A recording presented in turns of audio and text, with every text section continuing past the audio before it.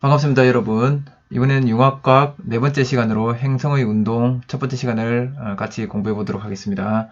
오늘 할 내용은 다음과 같습니다. 첫 번째로는 행성의 대기 성분에 대한 지난 시간에 배웠던 내용을 복습하도록 하겠습니다.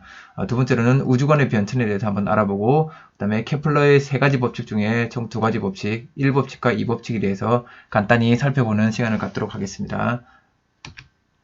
먼저 지난 시간에 배웠던 내용들을 한번 살펴봅시다. 지난 시간에는 우리 태양계 행성들인 수성, 금성, 지구, 화성, 목성, 천왕성, 토성, 천왕성, 해왕성 등등 여러가지 행성에서의 대기 성분이 다 각각 달랐다는 것을 지난 시간에 배웠습니다. 그럼 이런 대기 성분에 영향을 주는 요인이 뭐가 있는지를 살펴보았더니, 첫 번째가 행성의 탈출 속도였고, 두 번째는 행성의 표면 온도, 세 번째는 기체의 분자량이었습니다. 그래서 이 세 가지를 이용해서 행성의 대기 성분이 왜 다른지에 대해서 마지막으로 설명을 해보았습니다. 그래서 한번 행성들의 이런 물리량들을 한번 비교를 해보니까 수성, 금성, 지구, 화성까지 이 지구형 행성과 여기 거대형 행성, 목성형 행성을 두 개를 한번 나눠서 비교해 보았습니다. 비교해 보았더니 탈출 속도의 크기에서도 목성형 행성이 훨씬 컸었고, 표면 온도는 지구형 행성이 훨씬 높았습니다. 그렇죠? 네, 그래서 주요 대기 조성을 보니까 지구형 행성에는 이렇게 무거운 기체들이 많았고, 목성형 행성에는 가벼운 기체들이 대부분을 이루었습니다. 그래서 이 이유들을 탈출 속도와 표면 온도, 기체의 분자량으로 설명해 보았었습니다. 그래서 탈출 속도를 계산할 때는 역학적 에너지 보존 법칙을 이용해서 우리가 이것들을 생각해 봤는데, 무한대로 떨어진 지점에서는 여기 무한대로 떨어진 지점에서의 운동 에너지가 0이 되고 포텐셜 에너지가 0이 되는, 위치 에너지가 0이 된다는 조건을 이용해서, 그러면 지표면 위에서 출발할 때의 운동 에너지 2분의 1 mv 제곱이랑, 그 다음에 그때의 포텐셜 에너지, 위치 에너지 마이너스 r분의 gmm이라는 요 두 개를 합친 값이 역시 0이 되어야 했습니다. 그 두 개가 같이 역학적 에너지가 보존이 되므로. 그래서 탈출 속도는 결국 뭐에 비례했었냐면 행성의 반지름하고 반지름분의 행성의 질량 전체라고 써야 되겠네요. 행성의 반지름분의 행성의 질량을 루트 씌운 거, 요거에 탈출 속도가 비례했다는 걸 우리가 알게 되었습니다. 그 다음에 특별히 또 각 기체들의 분자량들을 한번 우리가 비교해 봤었는데, 요 수소, 질소, 헬륨이랑 수소는 분자량이 매우 작았습니다. 하지만 질소, 산소, 메테인, 이산화, 암모니아, 물, 이 정도는, 이런 애들은 분자량이 매우 컸다는 걸 알게 되었습니다. 근데 분자량이 크면 클수록, 이렇게 분자량이 큰 애들은, 속력이 느리고, 분자량이 작은 애들은 속력이 빨랐습니다. 그래서 종합적으로 얘기해 보니까, 요 행성 위에 여러 가지 질량을 가진, 분자량을 가진 기체들이 존재하는데, 얘들이 표면 온도가 올라가면, 온도가 높아지면, 여기서 가벼운 애들은 속력이 빨라져서 탈출 속도보다 커지게 되면 외부로 빠져나갈 수 있게 되었습니다. 탈출할 수 있게 되었습니다. 그래서 지구형 행성 같은 경우는 표면 온도가 높기 때문에 가벼운 기체들은 탈출 속도보다 속력이 빨라져서 탈출해버렸고, 무거운 기체들은 지구형 행성의 탈출 속도보다 작아서 탈출하지 못하고 남아있게 됩니다. 하지만 목성형 행성 같은 경우는 표면 온도가 낮기 때문에 가벼운 애들도 속도가 느리고, 목성 행성은 또한 탈출 속도가 워낙 크기 때문에 이 가벼운 기체들조차 탈출할 수 없게 되는 것입니다. 그래서 정리해보면, 탈출 속도는 행성의 질량에 비례하고 반지름 크기에 반비례한다. 이건 조금 잘못됐습니다. 그지? 요 행성의 질량, 요 루트를 씌워야 되죠. 루트를 씌운 거에 반비례하는 거죠. 아까 요 V가 루트 R분의 M 이렇게 됐었습니다. 그죠? 두 번째로, 기체들의 평균 운동 속도는 온도가 높아지거나 질량이 작을수록 빨라지며, 평균 운동 속도가 탈출 속도와 같아지면 행성을 이탈할 수 있다. 여기까지 알아봤었죠. 그 다음에 지구형 행성들은 목성형 행성들에 비해 탈출 속도가 작고 표면 온도가 높기 때문에 이산화탄소와 같이 무거운 기체들이 대기를 구성하고 있죠. 마지막으로 목성형 행성들은 지구형 행성에 비해서 매우 크기 때문에 탈출 속도가 크고 표면 온도가 낮아서 무거운 기체 이외에도 수소, 헬륨 등의 가벼운 기체들이 풍부하다는 것을 우리 지난 시간에 배우고 알게 되었습니다. 이젠 이런 내용들을 다른 사람 앞에 설명할 수 있는 여러분 되길 바랍니다. 넘어가겠습니다. 그럼 이번 시간에 학습할 내용을 알아보겠습니다. 이번 시간에는 먼저 천동설과 지동설에 대해서 간단히 우리 살펴볼 것이고, 그 다음에 티코 브라헤와 케플러에 대해서 이 사람들이 어떤 사람들인지에 대해서도 간단히 알아보겠습니다. 그리고 케플러가 발견한 행성의 공전운동 법칙 3가지에 대해서 알아볼 건데, 오늘은 이 세 번째 법칙인 조화 법칙은 다음 시간에 배우기로 하고, 오늘은 타원궤도의 법칙 1법칙 타원궤도 법칙과 2법칙 면적 속도 일정의 법칙이 무엇인지, 그리고 이것들이 어떤 의미를 갖고 있는지에 대해서 살펴보는 시간을 갖도록 하겠습니다. 다음으로 넘어가겠습니다. 먼저 첫 번째 우리가 케플러의 운동 법칙을 이해하기 전에 제일 먼저 이 서양 과거의 유럽 그 사람들이 생각했던 우주관에 대해서 간단히 살펴볼 시간이 필요합니다. 그래서 그 당시에 사람들은 이제 지상 세계와 천상 세계를 서로 나누어서 생각을 했었습니다. 그래서 여기 보이다시피 지상 세계는 인간 세계로서 불완전하고 잘 변하는 곳, 완전하지 않은 곳, 그래서 완벽하지 않은 곳이라 생각했습니다.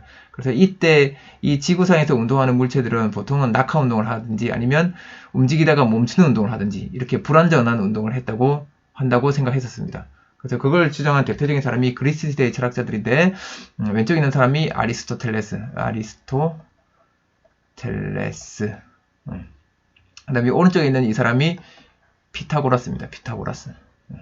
이 아리스토텔레스는 철학자이면서 과학자입니다. 거의 유럽의 과학을 이 사람이 거의 기반을 세웠다 해도 과언이 아닙니다. 아리스토텔레스가 세운 과학의 그런 내용들이 한 서양 사회를 2000년 정도 서양을 지배했습니다. 그래서 이 아리스토텔레스의 세계관을 벗어나는데 엄청나게 많은 시간이 걸렸던 거죠. 이 아리스토텔레스의 세계관을 벗어나는데 결정적인 역할을 했던 사람이 코페르니쿠스, 그 다음에 갈릴레이, 이런 사람들입니다. 그 뒤에 이어서 케플러, 뉴턴까지 이어지게 됩니다. 그래서 그 사람들이 아리스토텔레스의 과학을 깨고 새로운 과학으로 넘어가는 그 시기를 열게 된데, 그때 그 시기를 과학혁명 시기라고 합니다. 그러면 아리스토텔레스는 여기 보다시피 지구가 한가운데 있고 지구 주변을 여러 행성들이 돌고 있다고 돌고 있으며, 이 행성들의 운동은 천상세계의 운동이기 때문에 천상세계는 신이 살고 있는 세계이기 때문에 완전하고 불변한 곳이라고 생각했습니다. 그래서 여기 이제 달이나 그 밖의 행성, 수성, 금성 그 밖의 행성들은 완벽한 운동을 하고 있으며 불변하고 완전한 형태를 가진다고 생각했었습니다. 그래서 그 당시에 사람들이 생각했던 가장 완전한 형태가 구입니다. 구. 동그란 원이나 구. 그래서 피타고라스의 경우에는 모든 우주는 숫자로 되었다고 얘기했는데, 이 사람이 수학적으로 이 세상을 바라봤을 때 천상의 세계는 완벽한 운동이기 때문에 반드시 등속 원운동을 해야 된다. 모든 행성들은 일정한 빠르기가 일정하게 변함없이 완벽한 운동인 원운동을 해야 된다고 그렇게 생각했었습니다. 그래서 그 당시에는 모든 사람들이 이걸 믿고 있었습니다. 이거에 대해서 반기를 들거나 이거에 대해서 다른 얘기를 하면 그 사람들은 뭔가 이상한 사람, 악마의 지배를 받는 자, 마녀, 마귀의 자식, 이렇게 해서 사람들에게 좀 안 좋게 취급을 받았었죠. 그래서 그 당시 이제 그리스 시대의 그런 과학들을 총 집대성한 사람이 있는데, 그 사람이 누구냐면 프톨레마이오스라는 사람입니다. 이게 아랍 사람인데, 이 사람이 예전 아랍 사람들이 유럽을 점령했을 때, 그때 그리스의 과학들이 그리스 과학을 정리해 놓은 책들이 다 불타고 없어졌는데, 그때 이제 이 사람이 그 그리스 과학들을 다 모아서 천문학에 관련된 내용들을 다 모아서 천문학에 대한 내용들을 천문학과 관련된 책을 하나 썼습니다. 그게 바로 알마게스트라는 책입니다. 그래서 이 프톨레마이오스라는 사람이 알마게스트에서 한 이야기가 천동설입니다. 천동설. 다른 말로 하면 지구 중심설입니다. 이 우주는 지구가 중심이고 모든 행성들은 지구를 중심으로 지금 돌고 있다. 이렇게 돌고 있다. 라고 설명했습니다. 그 다음에 이 행성들의 운동을 설명하기 위해서, 행성들이 지금 관측되는 운동들을 설명하기 위해서 그냥 행성들이 도는 게 아니라 행성들은 돌긴 도는데 또 다른 원을 그리면서 돌고 있다. 그래서 이런 걸 이런 원들을 계속 그려 나갔던 거죠. 그래서 실제로 이때 사람들, 이때 이 프톨레마이오스는 겉보기 운동이, 지금 우리가 보는 겉으로 보이는 요 운동이 실제 행성의 운동이라고 생각하고 이런 우주관을 이야기했던 겁니다. 하지만 지금 우리가 볼 때는 태양이 여기서 떠서 쭉 이동해서 여기로 진다 하더라도 실제로 태양이 움직인다고는 생각 안 하죠. 태양 주변을 내가 돌고 있기 때문에 태양이 움직이는 것처럼 보인다라고 이해를 하고 있는 거죠. 하지만 그 당시에는 그런 걸 절대 상상할 수 없었습니다. 왜냐하면 내가 움직이게 되면 뭔가 큰일이 벌어질 것 같았거든요.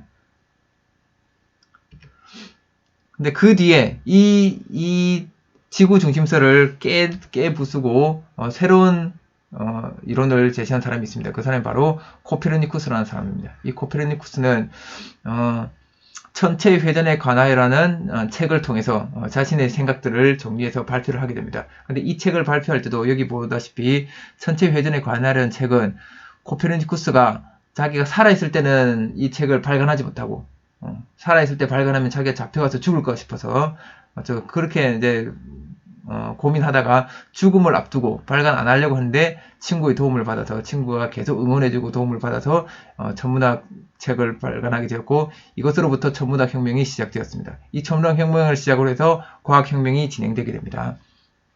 그래서 코페르니쿠스가 이야기한 이 지동설, 일명 다른 말로는 태양 중심설은 뭐냐, 말 그대로 지구가 중심이 아니라 태양이 중심이다. 태양이 중심이고 태양 주변을 수성, 금성, 지구, 화성 이렇게 다 돌고 있다.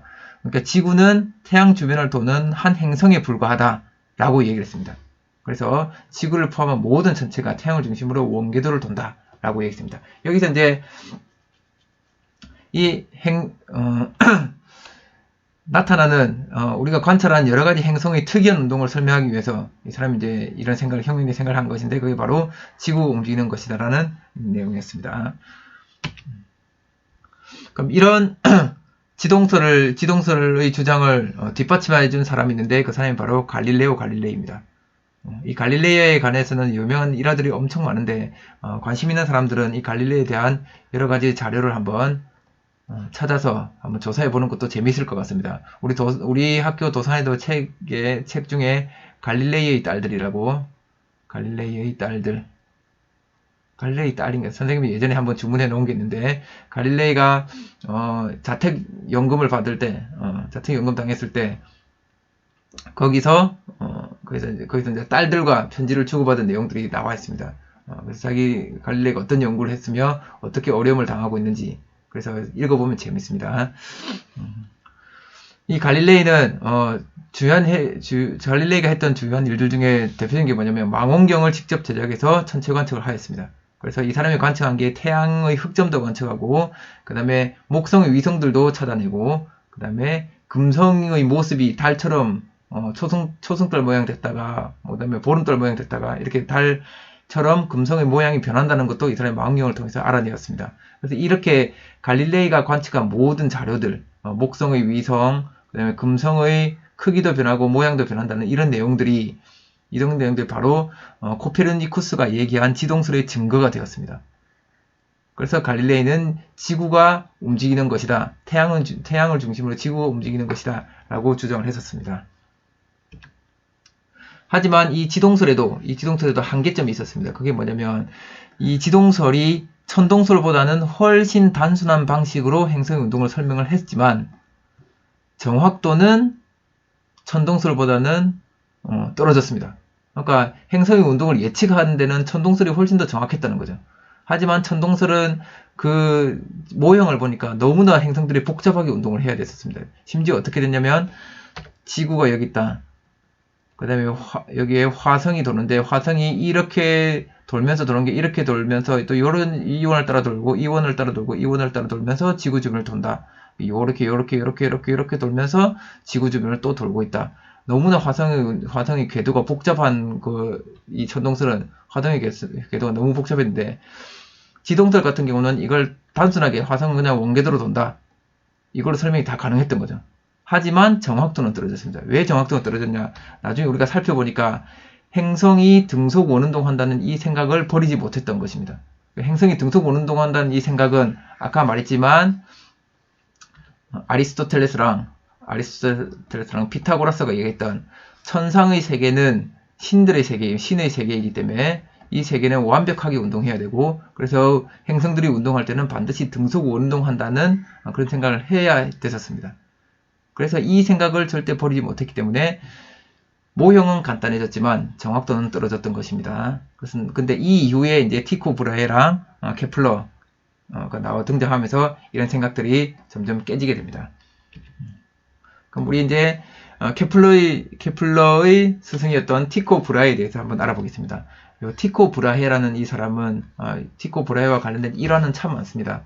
그래서 이것 티코 브라헤도 한번 여러분들이 인터넷 검색이나 책을 통해서 이 사람에 대해서 찾아보면 재밌는 사실들을 많이 발견할 수 있습니다. 티코 브라헤는 덴마크의 천문학자입니다. 그리고 이 사람이 한 게 뭐냐면 행성, 해성, 신성, 별 등에 관해서 맨눈으로 관측했습니다. 맨눈. 이 사람은 망원경을 이용해서 관측한 게 아니라 자기 눈으로 관측했습니다. 특별히 이 사람이 초신성 하나를 발견했는데 이 초신성이 오늘날까지도 관측이 되고 있죠. 그래서 이 사람 결국은 이제 다른 여러 가지들을 조사하면서 연주시차 측정을 해봤는데, 이 연주시차 측정에서 자기가 이제 자기가 가지고 있는 관측 도구가 너무 오늘날처럼 그렇게 정밀하지 못하기 때문에 연주시차 측정에서 실패하고 지구 중심설을 발표를 합니다. 이건 지구가 움직이는 게 아니라 지구는 가만히 있는 거다, 이렇게 발표를 합니다. 이 내용에 대해서 좀 궁금한 학생들은 연주시차가 뭔지 한번 더 알아보고 더 자료조사를 해보길 바랍니다. 조사한 내용들은 계약해서 또 발표해도 좋을 것 같습니다. 그래서 이 티코 브라헤는 다시 한번 얘기지만 맨눈으로 별들을 관측했습니다. 그래서 이 사람이 관측한 자료가 너무나 정밀해서 그 뒤에 이 티코 브라헤 밑에 있던 조수로 있던 케플러가 그 자료들을 신뢰하고 그 자료들을 바탕으로 행성의 법칙, 공전 법칙 세 가지를 발견하게 되었습니다. 이 사람은 1573년에 초신성을 발견합니다. 초신성은 새로운 별이라는 뜻입니다. 그래서 한낮에도 밝게 빛나는 새로운 별을 발견하고 그 별에다가 이름을 붙여줬습니다. 그래서 이게 오늘날은 티코의 초신성이라고 부르는데, 이 신성이라는 이름에 대해서, 신성에 대해서 노바라는 용어를 이 사람이 처음 사용합니다. 그래서 초신성은 슈퍼노바라고 불리죠, 지금은. 이게 지금 티코 브라헤가 기록했던 신성들의 위치를 나타낸 거고, 오늘날 망원경으로 관측한 티코의 초신성입니다. 이 모습이죠. 티코 브라헤는 덴마크의, 제가 저번에 읽었던 책에 의하면 덴마크의 이제 왕족 출신인데, 왕족 중에 한 명인데, 이제 왕위를 이어받을 쯤 돼서 자기랑 좀 경쟁하던 다른 왕족이 이 사람은 왕위에 관심이 많고 티코 브라헤는 왕위에 관심이 없었습니다. 그래서 이 사람이 티코 브라헤에게 네가 원하는 걸 들어줄 테니까 왕은 내가 할게. 그렇게 해서 티코 브라헤는 천문학에 관심이 많다. 그러면 나에게 천문대를 하나 지어달라 해서, 지금 현재 여기 덴마크와 스웨덴 사이에 있는, 여기 지금은 스웨덴 땅인데, 이 섬에다가 이 섬 이름이 벤섬인데, 벤섬, 이 섬에다가 천문대를 짓습니다. 이게 벤섬입니다. 여기다가 천문대 2개를 짓습니다. 그 중에 하나가 우라니보르크라는 천문대입니다. 이 천문대를 엄청난 큰 천문대를 짓고 여기서 천문 관측을 실시하게 됩니다. 이 티코 브라헤는 자신이 직접 제작한 천문기기를 이용해서 여러 가지 것들을 확인을 했는데, 이렇게 어떤 천문기기 같은 이 4분의라는 천문기기인데, 여기 있는 게 각도기입니다. 그래서 엄청나게 큰 각도기, 방 하나 크기만한 각도기를 만든 거죠. 그래서 이 각도기를 크게 만들면 크게 만들수록 이 눈금 한 개가 이제 1도를 의미하는 건데, 각도기가 크면 클수록 1도 이 간격이 커지는 거죠. 우리 여러분도 알다시피, 예를 들어 이게 1도인데 여기서 재면 이 간격이 1도지만 여기서는 이 간격이 1도가 되는 거죠. 이게 1도고 여기서는 이게 1도가 되는 거죠. 그래서 각도기가 크면 클수록 더 정밀하게, 더 잘게, 1도를 더 잘게 쪼개서 뭔가를 잴 수가 있습니다. 그래서 이 사람은 이런 각도기를 엄청 크게 방만하게 만들어서 그래서 1도를 더 잘게 쪼갤 수 있도록 이렇게 해서 맨눈으로 뭔가를 관측했던 것입니다. 그래서 이 사람은 이제 정밀한 관측은 잘 하는데 이 자료를 바탕으로 의미 있는 규칙을 찾지 못했습니다. 결국은 뭘 못했냐면 이 사람은 수학을 잘 못했습니다. 수학이 안 돼. 난 수학을 잘 못해. 이런 사람이었는데 그래서 이 사람하고 좀 잘 맞는 자기는 이제 수학을 잘하는 사람을 조수로 들이는 거죠. 그래서 그 사람이 누구냐면 요하네스 케플러입니다. 이 케플러는 수학을 엄청 잘합니다. 하지만 이제 케플러도 일화를 한번 여러분들 살펴보면 케플러는 어릴 때 좀 눈 병을 앓아가지고 이 사람은 시력이 안 좋습니다. 그래서 천문학을 좋아하는데 관측을 잘 못합니다. 관측을 잘 못하는데 수학은 잘하고 티코 브라이는 관측은 잘하는데 수학은 못하고 둘이가 잘 맞는 거죠. 그래서 이렇게 둘이서 이제 한 팀이 되어서 일을 하게 됩니다. 하지만 티코 브라이는 워낙 자신의 관측 자료들을 남에게 보여주길 싫어하는 사람이었고 그래서 자기 조수로 들어온 케플러에게도 자기 자료를 보여주지 않습니다. 자기 혼자 비밀스럽게 가지고 있었던 거죠. 금고 속에 감춰놓기도 하고. 그래서 실제로 이제 여기 티코 브라헤랑 케플러가 같이 일할 때는 케플러가 티코 브라헤의 자료를 얻지 못했기 때문에 제대로 된 그런 연구를 할 수가 없게 됩니다. 하지만 티코 브라헤가 죽고 나서 죽음 이후에는 그 방대한 관측 자료를 요하네스 케플러가 물려받게 됩니다. 이 케플러는 독일 태생의 수학자인데 이 사람이 수학을 워낙 잘하기 때문에 이 티코 브라헤가 관측한 이 자료들에서 여러 가지 수학적인 규칙들을 찾아내게 되는 것입니다. 그 수학적인 규칙들이 바로 행성의 공전에 관한 세 가지 법칙입니다. 특별히 이 사람은 티코 브라헤가 관측했던 화성의 관측 자료를 오랜 시간 동안 연구하고 분석합니다. 그래서 진짜 단순한 계산들도 수없이 많이 하고 그 계산들 중에서 규칙을 찾아내서 세 번째 법칙을 찾아내기도 하고 그래서 엄청나게 오랜 시간 동안 분석해서 세 가지 법칙을 찾아내게 되는 것입니다. 그래서 케플러가 찾아낸 이 법칙이 나중에 뉴턴이 만유인력 법칙을 확립하는데 기초가 되는 자료가 됩니다. 그래서 뉴턴은 만유인력 법칙을 발견할 때 그냥 사과나무에서 사과가 떨어지는 것을 보고 발견한 것이 아니라 혼자 오랜 고민을 하였고 케플러의 연구 결과도 한번 살펴보고 이 모든 것들을 통해서 질량 있는 두 물체 사이에 힘이 작용한다는 만유인력 법칙을 뉴턴이 발견하게 되었습니다. 그럼 본격적으로 오늘 우리가 본격적으로 이제 이론적으로 알아보게 될 케플러 제1, 2법칙에 대해서 한번 알아보도록 하겠습니다. 케플러 제1법칙은 다른 말로는 타원 궤도 법칙이라고 합니다. 타원 궤도. 그러니까 이거는 뭐냐면 지금 우리가 봐야 하는 케플러 법칙은 행성의 공전 법칙입니다. 공전 법칙. 그 말은 뭐냐면 행성들이 태양 주변에 있는 행성들이 태양 주변을 도는데 법칙이 있다는 겁니다. 세 가지 법칙에 따라서 돈다는 것입니다. 그동안에는 아까도 말했지만 천상세계 행성들의 운동은 반드시 등속 원 운동이어야 했습니다. 왜냐하면 신들이 사는 세계이기 때문에. 하지만 케플러 제1법칙이 뭐라고 이야기하냐면 타원 궤도로 얘기합니다. 이게 더 이상 원이 아니라는 거죠. 불완전한 원을 돌고 있다는 거죠. 이게 찌그러진 원. 그럼 이거는 그 당시에 있어서는 정말 혁명적인 생각이었습니다. 이 타원궤도 법칙은 그런 의미를 가지는 겁니다. 타원궤도 법칙이 뭔지 한번 알아보도록 하겠습니다. 타원이라는 거는 정의가 뭐냐면 두 점에서의 거리의 합이 일정한 점을 연결한 선을 타원이라고 합니다. 그래서 타원을 그리는 방법은 다음과 같습니다. 두 점을 여기다 찍어놓고 두 점을 고정시켜 놓고 여기서 실을 연결합니다. 이 실. 그럼 이 실 길이가 만약에 10cm라 그러면 10cm면 10cm인 거죠. 그럼 여기 끝에다가 연필을 딱 끼워서 실이 팽팽하게 한 상태로 그러면 이 연필이 있는 이 지점에 점을 하나 찍겠죠. 그럼 여기랑 길이를 합치면 10cm죠. 그 다음에 연필을 여기서 찍으면 이만큼 가져와서 여기다가 점을 찍으면 여기도 길이의 합이 10이죠. 실의 길이가 10cm니까. 그래서 연필을 여기서부터 잡고 쭉 돌립니다. 이렇게 쭉 돌려서 실을 팽팽하게 한 채로 돌리면 이렇게 길이의 합이 다 10cm인 그런 점들을 다 연결한 선이 되겠죠. 그렇죠. 그래서 여기를 이런 원들을 타원이라고 합니다. 그래서 이 두 개의 이 점이 점점점 가까워지면 타원이 어떻게 되냐면 점점점 타원이 원과 같이 원처럼 변해가게 되는 거죠. 그래서 이 점이 한 점으로 만나게 되면, 이 두 점이 하나로 딱 만나게 되면, 그때는 반지름이 그냥 R인 원이 그려지는 겁니다. 그렇죠?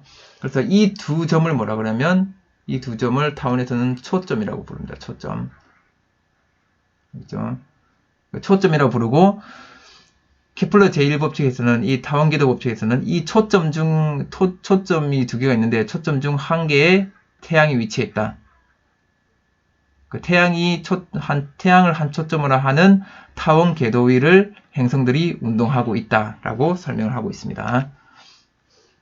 그래서 케플러 제2법칙을 이제 이 그림을 한번 나타내 보겠습니다. 이 행성을 우리가 화성이라고 합시다. 화성은 태양 주변을 원으로 돌고 있는 게 아니라 태양을 한 초점으로 하는 타원 궤도를 따라서 돌고 있는 겁니다. 이렇게 타원 궤도를 따라서 돌고 있고, 그러면 이 타원을 그리려면 초점이 두 군데가 있어야 되죠. 초점 두 군데. 그 두 군데 중에 한 곳에 태양이 위치하고 있는 겁니다. 다른 한 곳은 그냥 빈 허공이죠. 허공. 됐죠? 그럼 이 태양으로부터 태양을 초점으로 하여서 화성이 돌고 있는데, 돌다 보면 이쪽이면 화성이 태양과 제일 가까워지는 점이 있을 겁니다. 그 지점을 근일점이라고 합니다. 근일점. 태양과 가장 가깝다. 그래서 태양과 가까운 지점, 근일점. 그다음 태양으로부터 가장 먼 지점이 나옵니다. 그걸 원일점이라고 부릅니다. 이거 용어들 정의를 지금 하는 겁니다. 용어들 정의를 잘 알아두길 바랍니다. 근일점과 원일점을 연결한 요 선이 있죠. 근일점과 원일점 연결한 직선의 절반 여기를 장반경이라고 부릅니다. 장반경. 긴 반지름, 상반경 또는 긴 반지름. 그 다음에 여기 한가운데 여기를 또 선을 내려서 여기 절반, 이거는 짧은 반지름. 한자라면 단반경 되겠죠. 됐습니까? 요 둘이 만난 요 지점을 궤도의 중심이라고 부릅니다. 중심. 그렇죠? 그럼 우리가 다시 한번 이야기할 거, 여기 초점. 타원에는 항상 두 개의 초점이 있는데, 그 초점 중에 한 곳에, 한 초점에 태양이 위치하고 있다. 태양이 한 초점에 위치하고 있고, 그 다음에 이 두 개의 초점으로 만들어진 타원에 행성이 돌고 있는 거죠. 그 다음에 이 행성이 태양과 가장 가까이 있는 이 지점, 여기를 근일점, 가장 멀리 떨어지는 지점을 원일점이라고 부릅니다. 그 다음에 근일점과 원일점을 연결한 선을 반으로 딱 나누면 요 길이를 장반경이라, 긴 반지름이라 그러고, 여기를 짧은 반지름이라 그럽니다. 그래서 요 두 개의 선이 만나는 요 지점을 타원궤도의 중심이라고 부릅니다. 그렇죠? 여기서는 이 용어들을 잘 알아두고, 항상 행성이 근일점을 지나서 원일점으로 돌고 왔다가 근일점, 원일점 이렇게 가고 있다는 걸 알아두시면 좋겠습니다. 그럼 행성이 근일점을 지날 때랑 원일점을 지날 때는 어떤 일들이 벌어지냐? 그때 우리가 태양의 크기를 한번 비교해 볼 수 있겠죠. 그래서 태양의 겉보기 크기가, 지구도 마찬가지로 태양의 겉보기 크기가 근일점일 때랑 원일점일 때 크기가 다르게 보입니다. 그래서 실제로 1월달에 태양의 크기를 보면 태양이 크게 보이고, 7월달에 태양을 보면 1월달 태양보다는 좀 작게 보입니다. 그러면 언제가 태양과 지구가 더 가까운 때일까요? 이제 크게 보이면 가깝죠. 우리 사진 찍을 때도 가까이 가면 얼굴이 크게 나오고, 멀리 가면 얼굴이 작게 나오죠. 그래서 이 쌤도 이렇게 가까이 가면 크게 나오고, 멀리 가면 작게 나오죠. 그렇죠. 여기 크게 볼 때가, 여기가 근일점에, 그러니까 태양이 여기 있으면 지구가 여기 있을 때고, 여기서 태양을 바라보니까 크게 보이고, 여기가 원일점에 있을 때, 지구가 점에 있을 때고, 또는 지구가 원일점에 있을 때입니다. 그래서 1월 달에는 지구가 이렇게 근일점에 있고, 7월 달에는 지구가 원일점에 있습니다. 그래서 우리에게는 겨울일 때 태양과 더 가까이 붙어 있고, 그 다음에 여름일 때 태양과 더 멀리 떨어져 있습니다. 그래서 이렇게 태양의 크기에서 차이가 생기게 되는 것입니다. 그럼 실제로 이제 태양계 행성의 공전 궤도를 한번 보니까 지구 같은 경우는 여기 보다시피 여기 이제 여기가 태양이거든요. 태양인데 지구 같은 경우는 거의 원에 가깝습니다. 여기가 수, 금, 지니까 요게 지구입니다. 요게 지구인데 지구의 궤도는 거의 원에 가깝습니다. 수성을 보니까 약간 타원이죠. 태양이 중심이 없고 여기 한쪽이 치우쳐져 있죠. 타원이도. 수성, 금성도 약간 타원인 것 같고, 그다음 지구는 거의 원에 가깝고, 화성도 약간 타원입니다. 그 다음에 요거는 이 세레스라는 요거는 이제 소행성 되어 있는 건데, 소행성 되어 있는 이게 감자 모양의 행성인데, 얘도 이렇게 이제 지금 돌고, 이것도 타원으로 돌고 있고, 목성도 보니까, 목성은 요 큰 궤도 보니까 약간 거의 원에 가깝죠. 그래서 여기 있는 애들은 다 완벽한 원은 아니고 약간씩 다 타원인데 그 타원 찌그러진 정도가 다 행성마다 그 궤도마다 다 다릅니다. 지구는 거의 원에 가까워서 우리는 그냥 지구는 원운동 한다고 간단하게 이야기하기도 합니다. 그러면 이 타원 궤도 운동하는 것 중에 우리가 이제 대표적인 게 헨리 해성이죠. 해성과 같은 경우는 엄청나게 납작한 타원 운동을 하는 겁니다. 그래서 지금 여기서 보다시피 여기 천왕성, 해왕성 너머까지, 태양계 끝까지, 우리 태양계 거의 경계까지 한번 갔다가 다시 이렇게 돌아오고, 갔다가 다시 돌아오고 하는 겁니다. 그래서 우리 여기를 지날 때, 태양 옆을 지날 때, 그 태양의 이제 근일점을 지날 때 지구에서 이제 해성을 관찰할 수 있는 거죠. 이 헨리 해성의 공전 주기는 76년입니다. 한 바퀴 도는데 76년 걸린다는 거죠. 그렇죠? 그래서 지금 과거에 이제 1700년대 헨리가 발견하고 나서 이제 그 다음에 몇 년 뒤에 보일 것이다 예측을 한 거죠.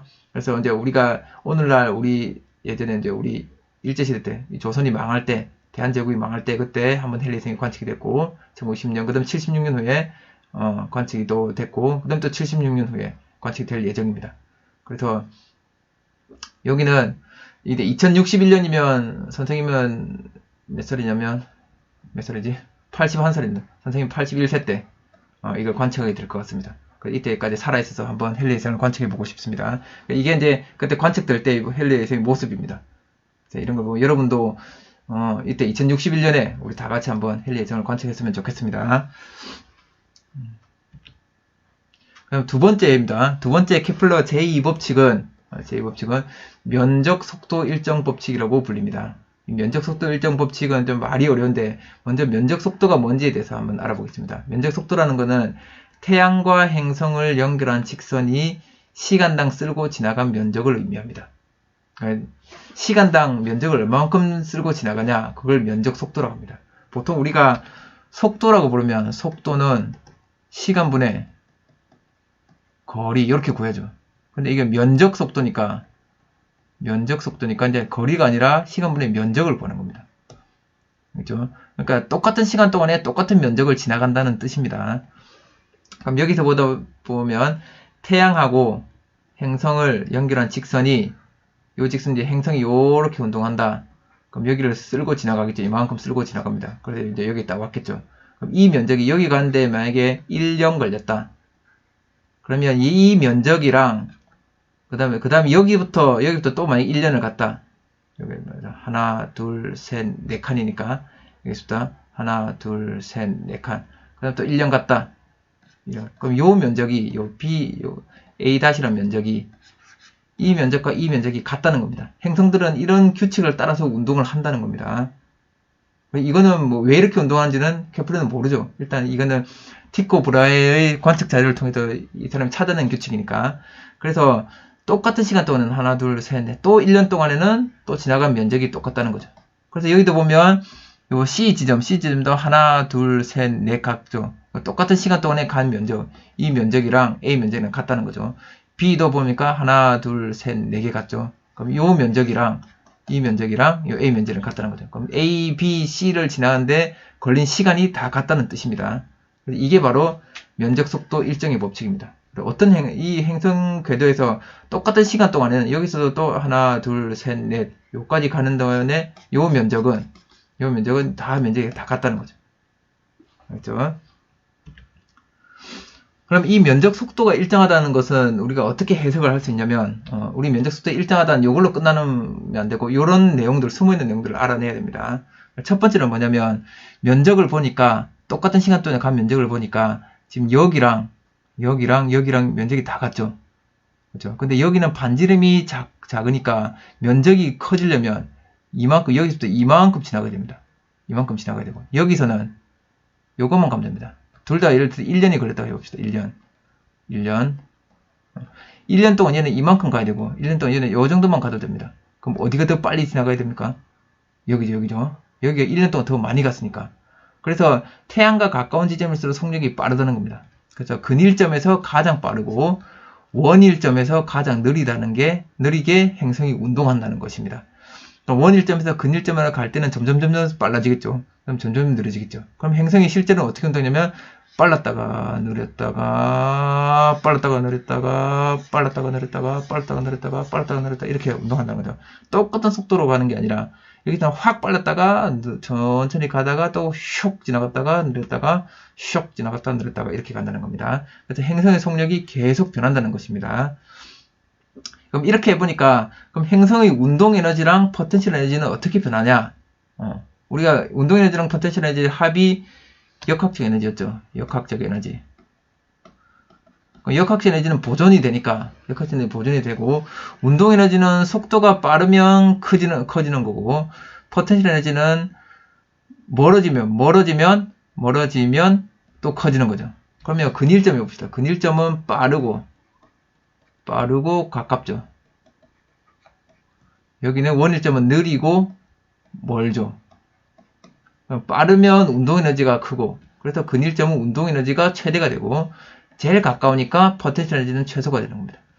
원일점 같은 경우는 운동에너지가 제일 느린 지점이니까 운동에너지가 최소가 되고, 포텐셜 에너지는 제일 멀리 있으니까 포텐셜은 최대가 되는 겁니다. 그래서 이런 두 개의 숨어있는 내용들, 근일점에서 가장 빠르고 원일점에서 가장 느리다는 거, 근일점과 원일점에서 운동에너지와 포텐셜 에너지가 어떻게 달라지는지, 요 두 개 숨어있는 내용들을 여러분들이 같이 알아둬야 되겠습니다. 그래서 이게 면적 속도가 일정하다는 면적 속도 일정 법칙의 의미입니다. 그럼 이 면적 속도 일정의 법칙을 통해서 우리가 뭘 알 수 있냐면, 행성이 전체적으로 운동하는 모든 과정을 다 살펴보지 않고서도 행성의 공전 주기를 파악할 수 있습니다. 한 바퀴 도는데 얼마의 시간이 걸리는지 알 수 있습니다. 그럼 여기 한번 상을 봅시다. A라는 A가 전체 면적의 11분의 1입니다. 11분의 1. 여기죠. 이게 예를 든 겁니다. 그 다음 A를 지나는데 2개월 걸립니다. 2개월. 그럼 여기가 11분의 1등분이니까, 그럼 한 바퀴를 다 도는 데는 총 이런 면적을 몇 개를 지나야 됩니까? 총 11개를 지나야 되죠. 11개를 지나야 됩니다. 그렇죠. 여기부터 만약 출발했다 그러면 이런 거 11분의 1, 11분의 2, 11분의 3, 11분의 4, 11분의 5 해서 11분의 11까지 딱 지나야 되죠. 그래서 총 11개를 지나야 됩니다. 근데 한 개를 지날 때마다 2개월 걸립니다. 그러면 한 바퀴 다 도는데 몇 개월 걸리겠습니까? 2개월 곱하기 11 하면 되죠. 그래서 22개월 걸리는 겁니다. 그래서 이게 공전 주기가 되는 거죠. 그래서 면적 속도 일정의 법칙을 이용하면 이 행성이 운동하는 모든 과정을 다 우리가 체크해 보지 않아도 이게 22개월 걸리는구나. 한 바퀴 도는데 22개월 걸리는구나. 바로 알 수 있죠. 그럼 헨리 예생 같은 경우는 70년, 공전 주기가 76년인데 그 76년 동안 다 관측하지 않는다 하더라도 처음 며칠 동안 관측한 자료를 바탕으로 해서 대충 예상해 볼 수 있는 거죠. 그렇죠? 그래서 이렇게 면적 속도 일정의 법칙은 이렇게 강력한 법칙이 되는 것입니다. 그럼 오늘 배웠던 케플러 제1 2법칙의 의미를 한번 마지막으로 살펴보고 수업을 마치도록 하겠습니다. 케플러 제1 2법칙은 실제로는 제2법칙을 케플러가 먼저 발견했고, 그 수학적으로 규칙을 먼저 찾아냈고, 그 다음에 제1법칙, 이 궤도가 타원이다, 이걸 맨 마지막에 발견했습니다. 왜냐하면 케플러도 행성은 원운동한다고 끝까지 믿고 있었거든요. 그리고 믿고 있다가 도저히 자기가 행성이 원운동이라고 생각하고 이 관측 자료를 설명하려고 하다 보니까 도저히 안 돼서 행성이 그러면 타원운동 하는 게 아닐까라고 생각하고 다 자료를 분석해 보니까 다 들어맞았다는 것입니다. 그래서 제1법칙이 늦게 발견되었지만 더 근본적인 법칙이라서 1법칙으로 명명하였습니다. 그럼 이런 케플러 제1, 2법칙의 의미는 뭐냐면 행성의 운동이 더 이상 원이 아니라 타원이고 행성의 운동은 속력이 안 변하는 운동이 아니라 속력이 변하는 운동이다. 이게 케플러 제1, 2법칙의 의미입니다. 그럼 이게 어떤 영향을 끼쳤냐? 어떤 파급 효과를 일으켰냐? 행성의 운동은 등속 운동이 아니다. 이런 생각이 드는 거죠. 그러면 우주는, 천상세계는 더 이상 완벽한, 또 불변하는 곳이 아닐 수도 있지 않을까? 그렇죠? 어쩌면 지상세계와 별 다른 게 없지 않을까? 그렇게 생각했습니다. 그렇다면 지구 위의 물체의 운동이나 행성의 운동이 하나의 법칙, 같은 법칙으로 설명이 가능하지 않을까? 이렇게 생각한 사람이 바로 뉴턴입니다. 뉴턴이 이를 증명하게 되는 거죠.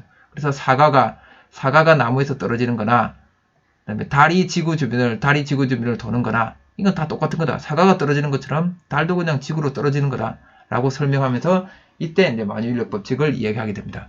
그래서 케플러가 발견한 이 법칙이 나중에는 과학사에 있어서 엄청나게 큰 변화를 일으키는 결정적인 역할을 하게 되는 것입니다. 케플러 제1, 2법칙을 정리해 보겠습니다. 케플러 1법칙은 모든 행성들이 공전운동할 때는 타원운동을 한다는 것이었습니다. 그래서 태양 주변의 태양계 행성들을 볼 때는 태양 주변의 행성들은 태양을 한 초점으로 하는 타원 궤도를 도는데 타원 궤도를 돌게 되고 태양과 가장 가까이 있는 지점을 근일점, 태양과 가장 멀리 떨어졌을 때를 원일점이라고 불렀습니다. 그래서 근일점과 원일점을 연결한 이 직선의 절반, 여기를 장반경이라고 부릅니다. 그 다음에 여기 이 지점을 중심이라고 불렀습니다. 그 다음에 두 번째, 면적속도 일정의 법칙이라는 것은 같은 시간 동안에 하나, 둘, 셋, 넷 같은 시간 동안에 요 지나간 면적, 행성과 태양을 연결한 직선이 쓸고 지나간 면적은 여기도 하나, 둘, 셋, 넷 같은 시간 동안에 쓸고 지나가면 이 면적이 항상 같다는 거죠. 여기도 같다는 겁니다. 그래 이렇게 같게 놓고 보니까 태양이랑 가까이 있는 지점에서는 빨리 움직여야 되고 태양에 멀리 있는 지점에서는 천천히 가도 됩니다. 그래서 행성의 속도가 바뀌는 거죠. 그럼 여기서는 근일점에서는 속도가 제일 빠르니까 여기서는 운동에너지가 최대가 되는 거고 여기는 운동에너지가 최소가 되는 겁니다. 여기는 제일 가까우니까 포텐셜 에너지가 최소가 되고 여기는 포텐셜 에너지가 최대가 되는 겁니다. 그래서 이런 것들을 면적속도 일정의 법칙에서 우리가 찾아볼 수 있었습니다. 다음 차시는 이제 오늘 배웠던 1, 2 법칙을 이용한 개인 과제를 수행하는 시간을 갖도록 하겠습니다. 그래서 선생님이 제시하는 학습지를 따라서 과제를 수행해 주시고 학습지도 제출할 뿐만 아니라 리로스쿨의 글쓰기로 또 제시된 과제를 제출해 주시기 바랍니다. 오늘도 또 융합과학 공부하시느라 수고 많았습니다. 다음 차시에 뵙겠습니다.